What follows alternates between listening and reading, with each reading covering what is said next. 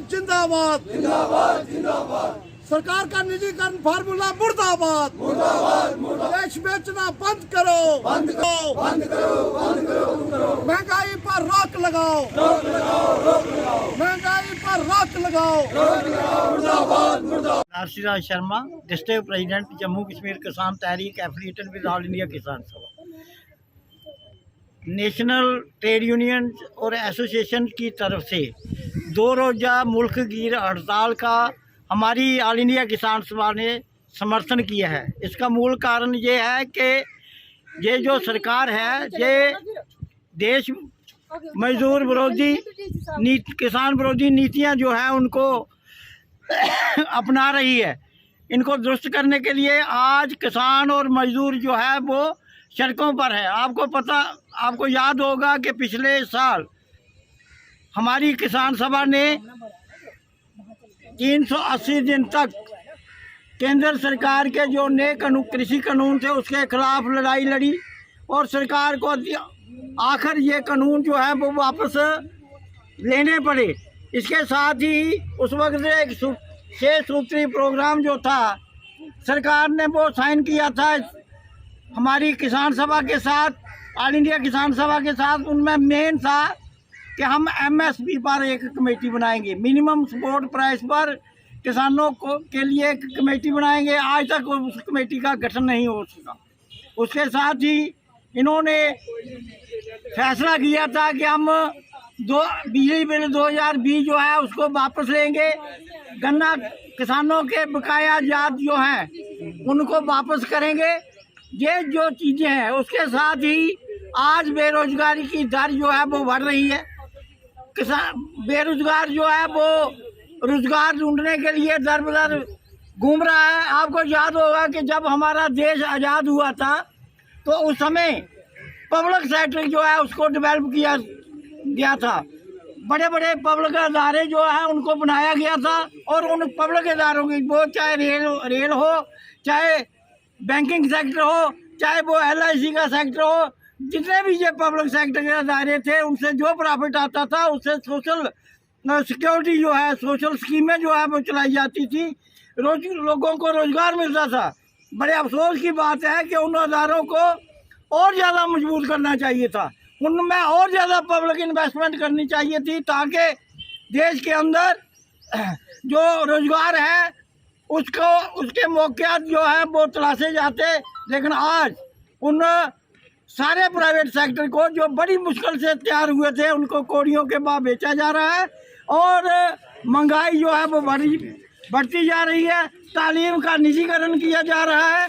इन सभी बातों को रोकने के लिए हमारी जो ऑल इंडिया किसान सभा, all India trade union, national platform of all trade union जो है उन्होंने तय कर रखा है कि जब तक ये सरकार अपनी मजदूर विरोधी, किसान विरोधी, बेरोजगार विरोधी नीतियों को नहीं बदलेगी हम इसका विरोध करते रहेंगे और आने वाले दिनों में ये विरोध और भी तेज होते जाएंगे। धन्यवाद।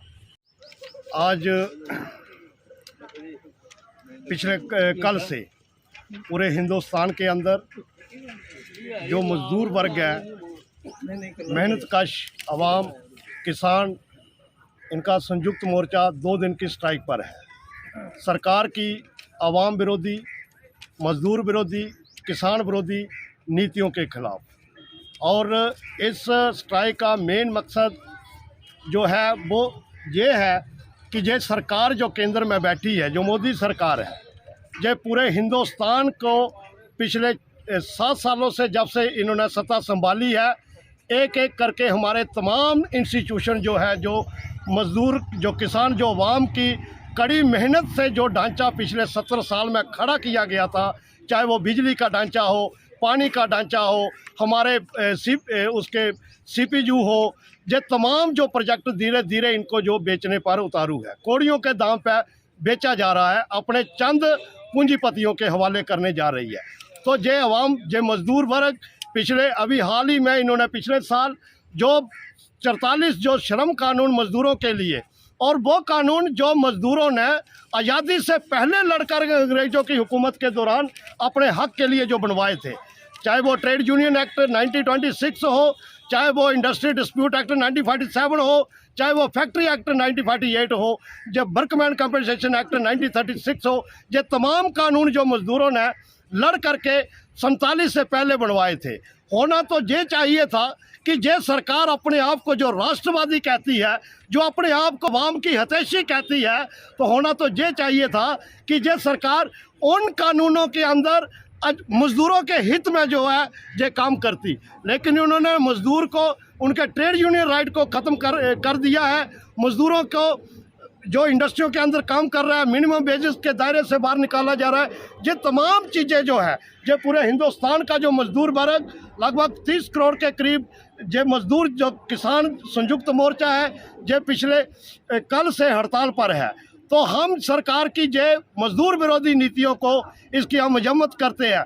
हम कहना चाहते हैं महंगाई के दौर में, और जो हमारा सुप्रीम कोर्ट का 1992 का जो वर्डिक्ट है कि आज अगर उसको देखा जाए तो मजदूर की जो दिहाड़ी है, महीना जो है वो कम से कम 30,000 से ऊपर जाता है। लेकिन हम उसको भी नहीं कहते कि आप बोल दीजिए। हम कहते हैं जो 1992 में सुप्रीम कोर्ट ने जो डायरेक्शन दिया था उसके आधार को भी जोड़ा जाए तो आज मजदूर की 850 रुपया दिहाड़ी बनती है। हम उसी मिनिमम वेज को मांग रहे हैं। मैं हरी सिंह, आज हम किसान मजदूर जहां ड्रीमलैंड पार्क के अंदर पूरे देश के पैमाने पर central trade union, independent organisation और एसोसिएशंस द्वारा 2 दिन की देशव्यापी हड़ताल के समर्थन में जहां प्रोटेस्ट कर रहे हैं, क्योंकि 1990 से लेके हमारे देश के अंदर जिस प्रकार की नई इकतसादी पॉलिसी जो है वो इम्प्लीमेंट की जा रही है, उसकी वजह से आज हमारे देश की आवाम जो है वो बड़ी मुश्किलात का सामना कर रही है। आज किसान मजदूर जो सबसे ज़्यादा तबका जो मेहनत करने वाला है वो सबसे ज़्यादा पीड़ित है। तो इस हालात को देखते हुए ये निर्णय लिया गया कि 2 दिन की हड़ताल की जाए और सरकार के ऊपर दबाव बनाया जाए। इस हड़ताल की मांगें हैं, सरकार जो है ये सिर्फ पूंजीपतियों के, आम जनता से वोट लेके पूंजीपतियों के हक में काम कर रही है। इसने आते ही हमारे देश के अंदर मजदूर वर्ग के काम के लिए जो 44 कानून थे, जो उनकी रोजी, उनके काम करने के ढंग को प्रोटेक्ट करते थे, उनको ख़त्म करके 4 कोड में बदल दिया है। उन 4 कोड को ख़त्म करने की बात है।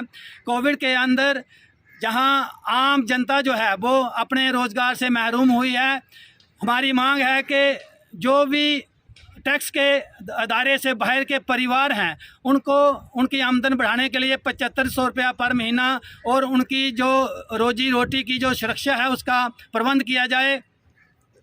इसके साथ ही जो सरकार ने जो रोज़गार देने के बड़े साधन थे, पब्लिक सेक्टर बड़े पैमाने पर नेशनल मोनेटाइजेशन पाइपलाइन की एक स्कीम लाकर तमाम बैंक, LIC, पानी, बिजली, सड़क, परिवहन, रेल, जितने भी इदारे हैं पब्लिक सेक्टर के, शिक्षा, चिकित्सा, सब कुछ बेचने का एक एजेंडा जो है वो तय किया गया है। हमारी मांग है कि उस एजेंडे को वापस लिया जाए और जो पढ़े लिखे बेरोज़गार हैं, लाखों की तादाद में सरकारी इदारों के अंदर पद खाली हैं, उनको भर्ती करके उनको नौकरियां दी जाएं। इसके साथ ही सरकार ने एक नई पेंशन स्कीम लाई है, उसका विरोध किया जा रहा है, और नई एजुकेशन पॉलिसी लाई है, शिक्षा को प्राइवेटाइज करने के, आम जनता को शिक्षा से महरूम करने के लिए जो एक शिक्षा नीति लाई है उसका विरोध किया जा रहा है। इसके साथ साथ ही नरेगा के अंदर रोज़गार बढ़ाने की मांग है।